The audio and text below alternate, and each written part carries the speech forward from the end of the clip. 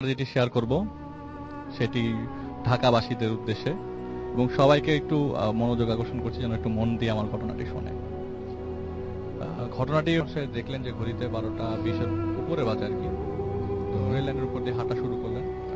হাঁটতে হাঁটতে প্রায় মিনিট 3 আগানোর পরেই দুই পাশেই বস্তি রাসেল ভাই, মানে রেল লাইনের দুই পাশেই বস্তি। তো একটু আগানোর পরে হঠাৎ করে তার সামনে মানে আচমকা, মানে এটা তার চিন্তারও বাইরে এবং without signal, without siren, without light হঠাৎ করে একটা ট্রেন তার সামনে হাজির হয়ে যায়।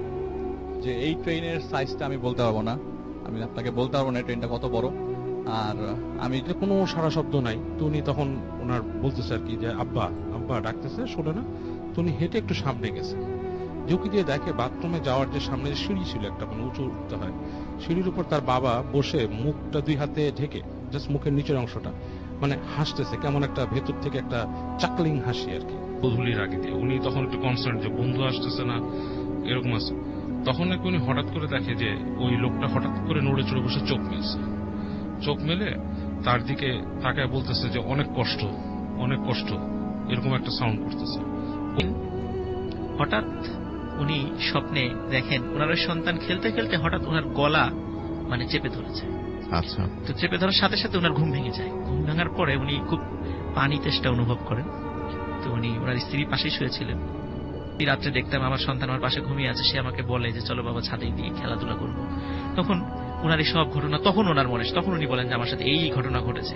তো যাই একদিন সিলেটে যখন রাতের বেলা ওই দিক দিয়ে আসছিলেন ট্রেন নিয়ে, হঠাৎ উনি তখন দেখছিলেন যে ওনার ওই যে সন্তানটা, প্রথম সন্তানটা, এরকম একাধিক 10-12 জন সন্তান রাস্তার দুই পাশে দাঁড়িয়ে আছে এবং উনি এটা দেখে খুবই ভয় পান যে এখানে মানে আমার এই প্রবলেমটা শুরু হয়েছে।